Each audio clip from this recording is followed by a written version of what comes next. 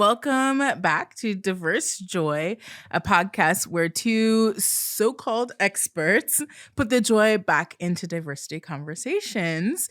My co-host is the fabulous and amazing Dr. Will Cox. And my co-host for this episode starting off the new year is the besequined champagne dress, sparkling and shimmering Dr. Amber Nelson. Yay, thank you. So, Will, what is bringing you joy in this new year? Well, so in addition to being the new year, it's also kind of the middle of winter, and I live here in Wisconsin, Madison, Wisconsin, where it gets very cold and snowy, and so we tend to be indoors more. And one of the things that really brings me joy, especially during these winter months, is something I think I briefly mentioned on the podcast before, but my fiance, also our producer, Eric Rowan Biting, and I host a weekly movie nights for our friend group. So every Tuesday at 6:30, a bunch of friends come over and we watch some kind of movie. And so fun. You got to join us once for it when we watched Clue. Yes, one of my favorites. Really exciting.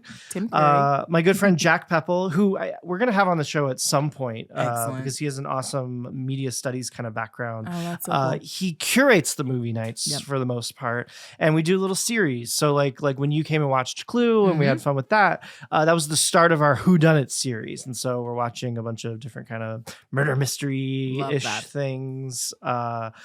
And we did a whole series on food last year where we did The Menu, which was a big yes, I saw. So interesting. That was one of them, but there were several. Big Night is a more classic one, Stanley Tucci. Oh, I love Stanley Tucci. Yes.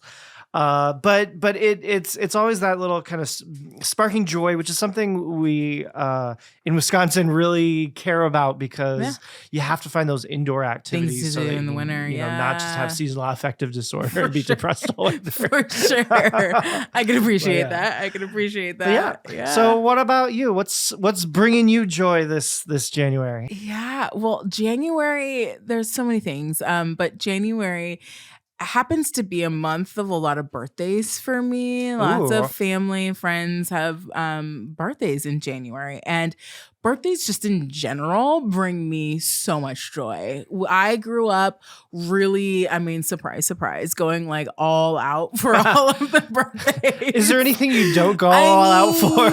Not really. In life? I'm like, that's why we call you All Out Amber. Right, exactly. All Out Amber. I am like a full force person. So, so growing up, I always had like really big themed parties. I did the Super Sweet 16 before Super Sweet 16 was a thing, and it's not really a thing anymore. That's dating me a little bit, but just really, I think that there's something really special about celebrating in general, but celebrating somebody's life and who they are and coming this far. Like there's often in our culture, it's really easy to like look down on aging, especially once you get to a certain age. Like all of a sudden it's like, oh, I don't want to age. But there's something really beautiful about it. And we get wisdom and my hair's starting, I get a few gray hairs. I don't have that many, but I have a few, and I call them my wisdom strands and like wear them with a badge of honor. I like that. And I just love birthdays. I love celebrating people and caring for them, loving on them, and just making a really big to-do. Are there any special like party or celebration things that were especially fun or joyful that you might want to share? Yeah, well, I had one of my birthdays. I always I always do like a theme. One of my birthdays I did a superhero theme, which was super fun. And everybody, and not everybody in my life likes to dress up like I do, like you all do, which is like the best. But most people in my life don't, and they all just like dressed up, came fully fledged. I made like gingerbread cookies and we decorated them like different superheroes. Aww. And I just did the whole thing out. And it was just, again, it brought so much joy. It's brought so much joy to them. I always like play games and have themed food and drinks and all that. And so that was just just really fun. And again, Awesome. that's just one of many. But my favorite thing, though, beyond celebrating my own, is celebrating other people and creating parties for them. Even but I think that the hard part is striking the right balance, not going too overboard for people that have a hard time with like the The celebration, the attention spotlight and and attention, but bringing enough so that they feel celebrated and seen and known. oh, Yeah, yeah. that's It actually kind wonderful. of reminds me, if anybody have seen Parks and Rec, Leslie Nope. I'm a little bit of a Leslie Nope. Yeah, yeah, if I could see that. I'm a little bit of a Leslie Nope. And so like I really like getting really personalized and specialized like gifts and things like that. So Oh, yeah, that's so that's sweet. right. It's awesome. Yeah.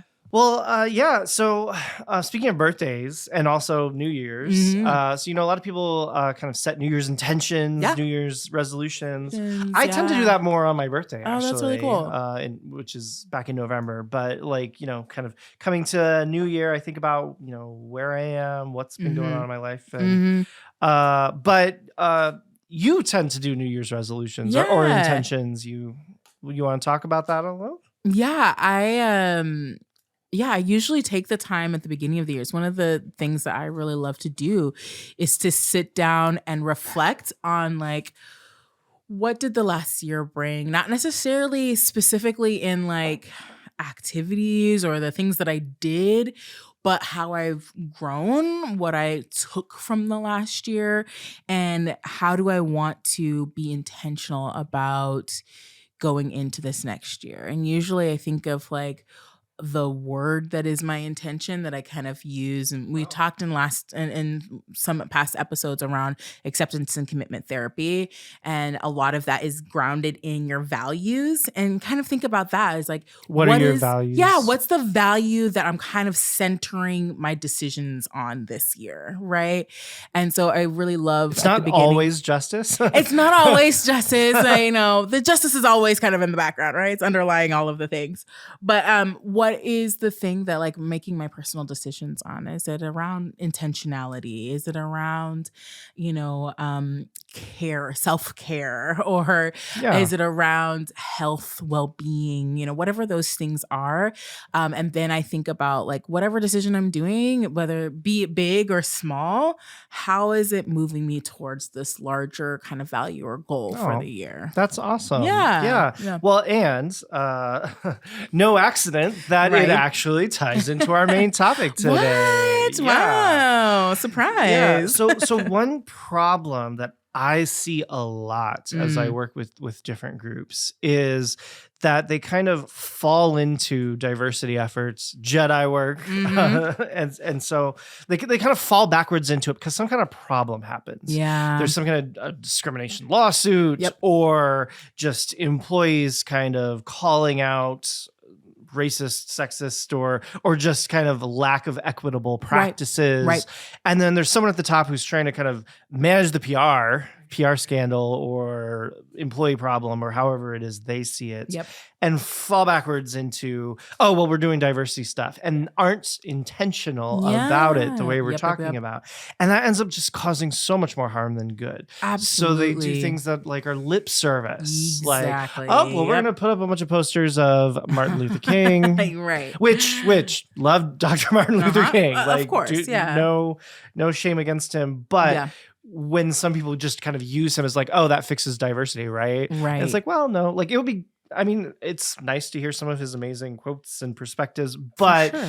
when you're just doing that as a band-aid, Right. no. And band-aids are bad. Yeah. You want an organization to be intentional Yes. and move forward intentionally. And then that's Right. something that I work with them to do. And I know that's something that you have lots to say about. So I'm going to shut up and No, I want to hear absolutely. Yeah, no, your thoughts. absolutely. I think that so often, and particularly in the last few years post George Floyd, and Breonna Taylor and Ahmaud Arbery and all of the things that have, and the number of folks that have happened even since then, and it really sparked this like movement, right, around diversity, and how many calls I've received about coming to an institution or a space organization to talk about diversity all of a sudden, right, out of quote unquote nowhere, because these, it has been happening for a really long time.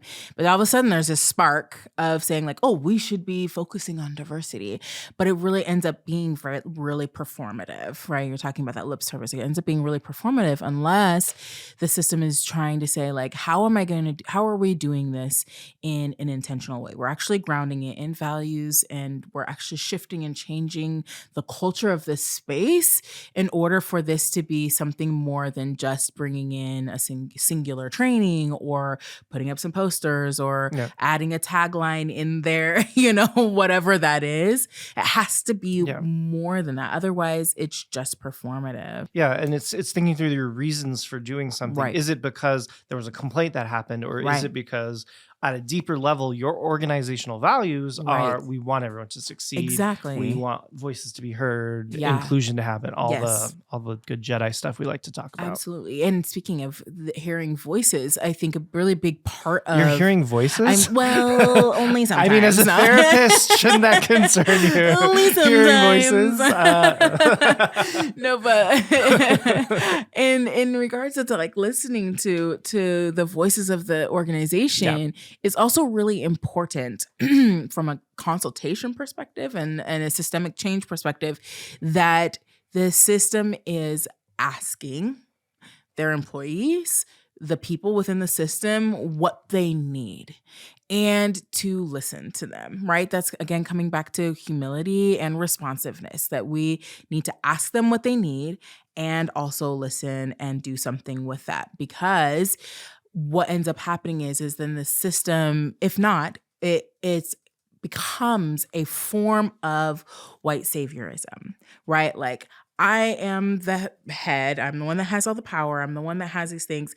And I am telling you what you need. And we're doing this thing, regardless of whether that is going to be the thing that folks in the system really see as what's needed, that's actually going to promote diversity, equity, inclusion, justice, that's going to promote a sense of belonging, that's going to promote those things. So there is this piece of systems, while even oftentimes trying to be well-intentioned, it says like, I'm going to do this thing to address diversity, whatever that might mean, in all of the ways that it can come up.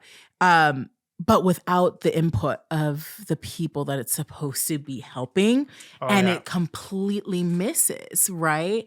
And often we'll see that does more harm. Yeah, and similarly, so you're talking about moving forward on something without the input from people it might impact.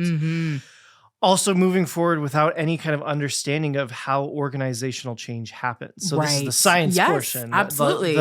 There's a whole science of organizational culture and how to create meaningful changes. And very often our intuitive first step in making those kinds of changes is the kind of stuff that we know fails spectacularly. Yes. The intuitive thing to do isn't always how you can actually change institutional culture. So yeah, this being intentional, it operates on multiple levels. Absolutely. Yeah. And I think, it is also being willing.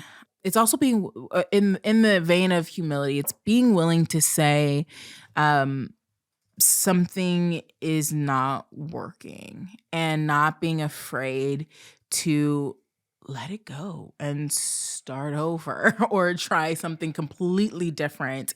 And I think that sometimes that can be really hard for institutions, organizations, because it's comfortable. They know it does something. They know that they can check the box in some way, right?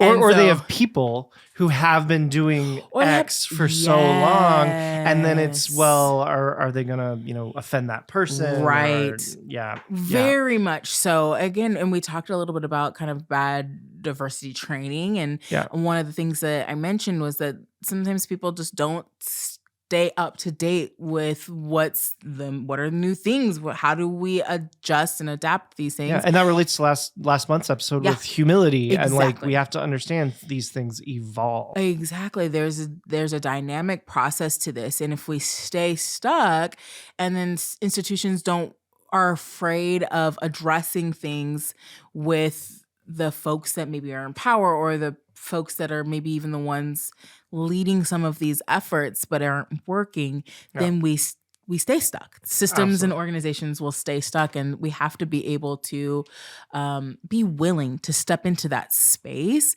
to make change. Yeah. So as a bit of a summary point, we want these efforts to be intentional. Think about what is it we really want at the deepest level? What's the value? And then what are real actionable steps to get there? Right. Yeah. So we're going to take a little break now, and we will be back with story time and the skills and all our other good stuff. Awesome.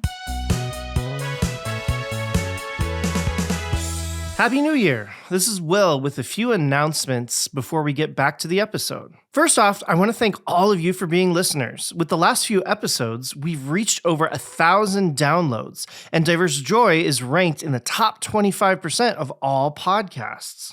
We'd love your help to please bring joy and diversity discussions to as many people as possible by sharing Diverse Joy with your friends and colleagues. It also really helps us if you leave a 5-star review in your podcasting app, or if you're watching on YouTube, click the like button on each video. Those reviews and likes help us to get the algorithms to put us in front of even more potential listeners. So we'd really appreciate it. You can also follow @DiverseJoy on Instagram, or like the Diverse Joy page on Facebook. If you do that, you'll get some supplementary information and visuals for the holiday season. We just posted a whole bunch of pictures of Amber's amazing sweater collection, and other stuff like that each month. You can also follow us @DiverseJoy on X and Threads. As of this episode, there are 6 more amazing episodes coming in Season 1, but we're also getting started on planning Season 2.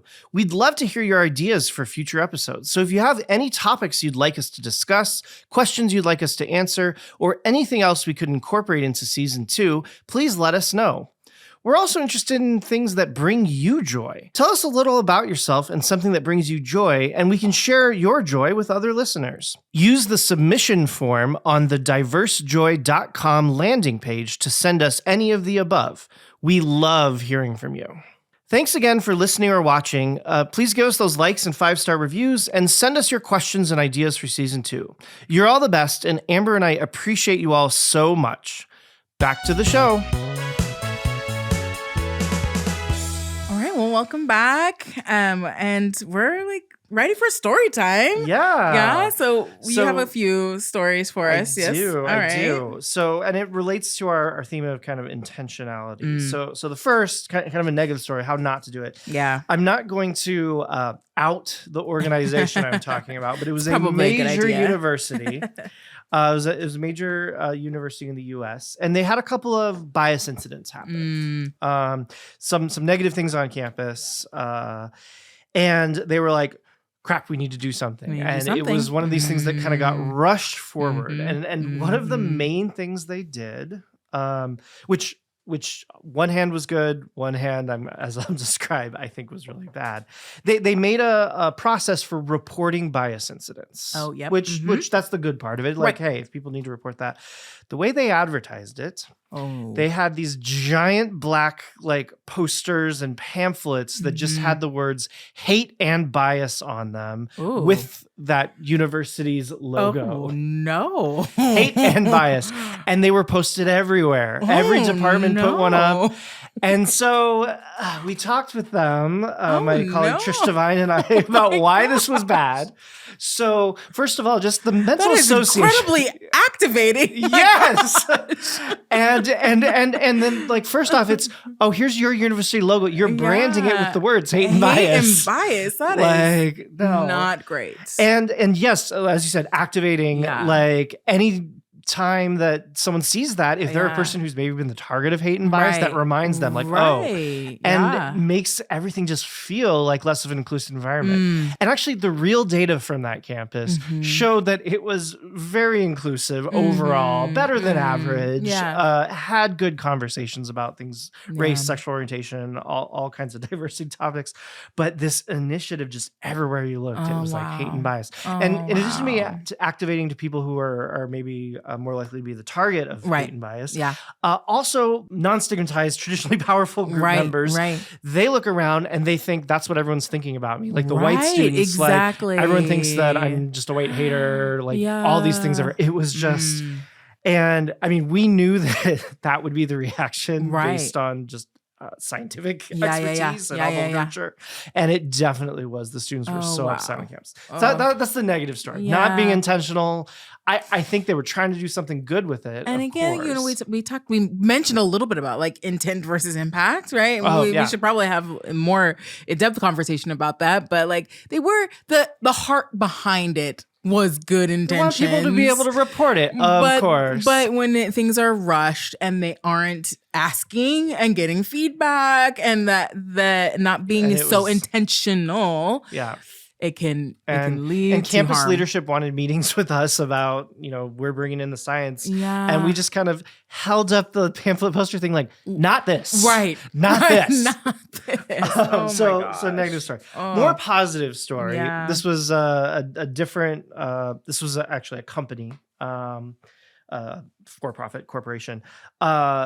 They were interested in learning and they kind of came at it with humility, again, last month's topic. And they were saying, you know, how do we move forward?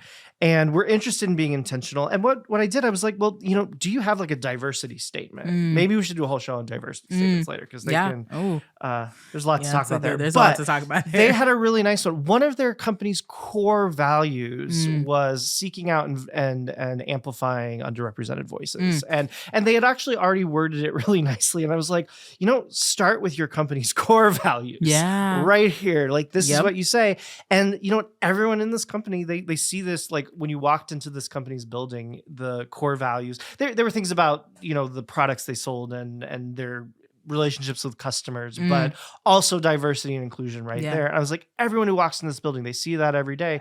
That's your starting point. You've like they had worded it well. It's already your core value. In service of that core value, then what are the steps you take that help continue the progress and so on? And I've had a few stories like that, a few incidents like that, where, you know, it was in the moment, maybe they were nervous and worried about something. I was like, wait, let's step back. Look, you have already identified this as a core value. And many organizations and universities, they have. They've already said, this is who we are. This is what we value. And then it's, you know, learning about some of the steps that follow. But at that core level, sometimes it's already in place and it's just reminding yourself about that. So that's the positive story. Absolutely. That's really good. And as we're like talking about setting intentions, and here's some ways that if we're not being intentional, it can go wrong, how it can go right. But I think it really ties in really well with our skill for today. What is... Skipping the question? I did skip the question. What is our question? Our audience question? So this question also does, I think, come in here being intentional about this. Intentionality, for sure. But, you know, very often we're interested in someone else's ethnicity or sexual orientation or gender identity, but it's not always visibly apparent or posted on their websites or whatever in some way. And we talked about that a lot in one of our very first episodes, talking about our identities and how our visual appearance isn't always a great cue to everything that we have going on in our identities.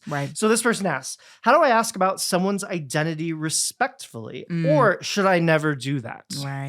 Definitely ask, but please don't ever say, what are you? Like, I had got that question so much growing up, and I still do. What are you? It's the fact that it's a what, it's rather a what, than a who. Not a who. Like, it's just it's very othering. It's literally objectifying. So whatever you do, just don't say, what are you? And the where are you from? And where are you from? Yes. That's where are you really from? Those questions. And those are ones that it can depend on how they're asked. For sure. But culturally, it's become a thing where are you from implies you're not from the United States. Right, exactly. When very often it's a person of color who is from the United States. And there are ways, like if somebody has an accent, I usually will say like, oh, I notice you have an accent. Where is your accent from? You know, something like that then allows it's not so othering. You're you're No. you're tying it to specifically what you're asking about. And there are ways like, and you have a really great way of asking about it and like kind of framing it. And in conversation, just asking really just simply like, what's your background? Yeah, Like, what's your your cultural background? What's your heritage? heritage? Yeah. Yeah. That's how I would do it. Definitely in conversation. One other way that when we were thinking about this episode that I thought to bring up. So many of you know our producer, also my fiance, Eric Roman Binding. He's an amazing photographer, videographer, graphic designer, podcast producer, of course. Podcast producer. And he does a lot of wonderful photography, which you should check out on his website. Absolutely. EricRomanBinding.com. No, I got that wrong. That's not right. So it's erbinding.com. So that's the letter E, letter R, and then his last name is spelled BEINING.com. You can see a lot of his photography going back to his 2 master's degrees in photography. So brilliant. But he cares about representation, obviously, because he works with us. And he works with lots of different models. And he had, I think it started with one model who was racially ambiguous visually, like you couldn't see. And he was like, how do I ask about this? And also like thinking about other kinds of identities, like sexual orientation. He's like, well, how do I ask about this? And like not make it seem like I'm trying to ask him out on a date when it's right. And I was like, here's how I would do it. And I kind of helped him phrase this. So he has everyone sign a release. And on the release, I had a little optional section. It's clearly optional. And it says, I care about representation in my art. And, you know, in service of that goal, I want to, you know identities of people I'm working with, if you're comfortable sharing some of this. Yeah, that's and he awesome. asks about their race, ethnicity, sexual orientation, Yeah. how they identify their gender and pronouns. Yeah. And it's all if you're comfortable sharing, willing to share. Yeah. Just in the interest of representation. So it's Love clear that. why you're asking. Yep. It's clear that it's not because I think you're weird. Yeah. Like, Yeah. like maybe you don't quite belong, like the what are you or Right. where are you from? Right. It's showing you why you're asking and then asking in a respectful way. Right. That always offers the person a chance not to respond if they don't want to Absolutely. share that about themselves. And it really is about creating, it's centering belonging, right? It's allowing increasing representation, but also really honoring all of who you are and what you have to offer versus again going on that like projecting onto you, right? And again, as our core topic today, the intentionality. It's clear what his intention was, representation in his art. Absolutely. And asking about it is, I think, a reasonable part of that. Yeah. Fantastic. So as you were setting me up, I was setting you up for our skill in thinking about intentionality. What is our skill for today? Yeah. So our skill this month falls into that tools component of the habit model.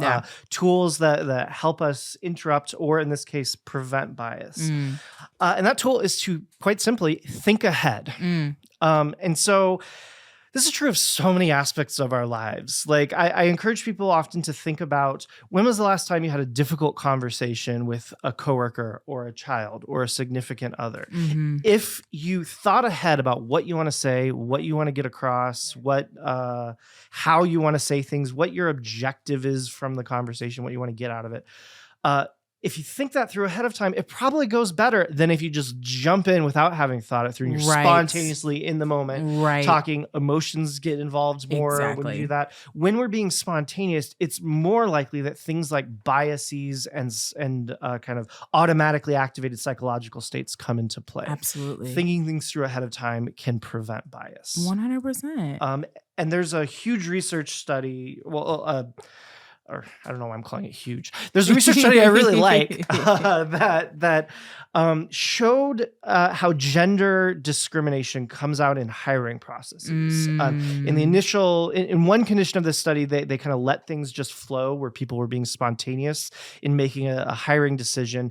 And it showed a gender bias where by and large, people preferred men over women in this hiring decision. But then they had another condition where people used this think ahead tool. They had people say, when looking for for someone to fill this position, what am I looking for? What's the criteria? What are the criteria? How did them commit to criteria ahead of time? Yeah. Like what skills are they looking for and so on. And when people thought ahead like that, that gender bias that we otherwise saw went away. There was no preferring men over women. Yeah. Because if you say this is the criterion I'm looking for, then they would look for that. And it wouldn't be that spontaneous, Right. getting a gut feeling kind of process, which Exactly. very often bias lives in those kinds of gut spontaneous sort of spaces. Yeah. So Well, it's really good. And clinically, we would think about this as like action planning or safety planning, things like that. And that can happen for, any time that we might get overwhelmed by our emotions or things happening, right? Like it happens a lot with anxiety, right? Like, okay, I need to think ahead. Like if this thing, it's like a if this, then that, right? Like if this is happening or when this happens, this is what I'm going to do to address it, right? Yes. Because otherwise we get into the situation and then we fall back into the same patterns and the same routines and we get caught up by our emotions all over again. And then we're not changing our behavior. We're not managing our anxiety. We might have a panic attack. We might have whatever that is. So that kind of planning ahead and thinking about like, okay, I need to acknowledge what is the situation? What are the things that then lead me down the path I don't want to go? And what are the things that I need to do in order to make sure that I am in a good place, that I'm moving in the direction that I want to be going. Yeah, and sometimes it can be as simple as thinking about how you want to ask a question, like our question was Absolutely, today. Yeah. So now if you thought it through, like I think asking, what's your heritage is a nice, respectful way of asking that. Exactly. The next time you're in a situation where maybe you're curious, yeah, you have those words ready because you've thought ahead. Like, I like to ask it this way. What's your heritage? What's your background? Absolutely. And it also helps with things like we were talking about before and around all of these conversations is being action oriented, right? Not allowing our anxiety to get in the way of us actually doing the thing, right? So if we were anxious about how to ask this question before, then I wouldn't ever ask it. And I would just stay away from it and then not necessarily know. But if I care and I think ahead, now I have a plan. Here's a way to ask it that won't make me anxious or make the situation. Absolutely. Absolutely. Yeah. Awesome. Well, our final thing, we like to end with a recommendation of something that brings us joy. And then with that, sometimes might also have educational values or just entertainment. Or just entertainment. Because, it's about centering joy. All right. So recommendation. So this episode, my recommendation is the movie Prey. That's spelled Prey. It's part of the Predators movie franchise. And so it's set in the Great Northern Plains in 1719 and centers around a Native American character named Amber Midthunder. She's Comanche, and actually a lot of the cast are actual Comanche people. And it's gotten a lot of credit for its historical and cultural accuracy portraying Comanche people and their life and culture around that time, although except also an alien comes, which is probably not historically accurate. I don't know. But that's really fun and exciting. And so you get this exploration of a culture you might not otherwise be exposed to, but it is just an excellent action movie with a badass native female lead. That's awesome. And it was released with both a Comanche audio track and English audio track, which is really great. And they put a lot of work into the Comanche language aspects of it as well.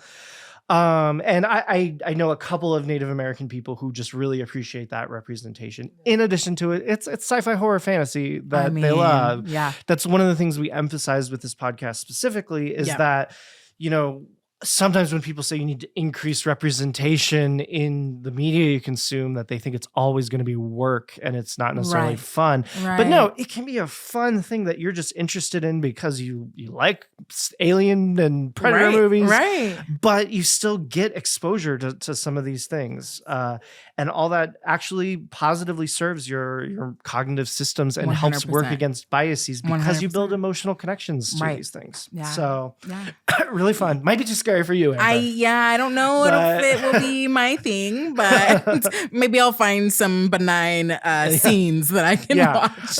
Read up on it because it is really cool how they incorporated Comanche culture and language because it's language that I don't think gets produced into films very that's often. amazing. Yeah, that's so great. What a great recommendation. Yeah.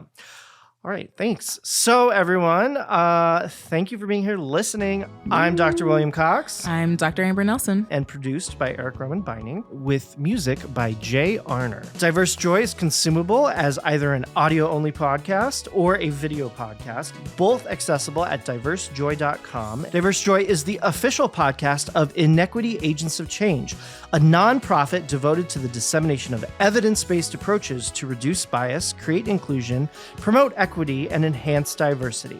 All that good Jedi work. Jedi work. Learn more at biashabit.com. Thanks for listening. Thank you.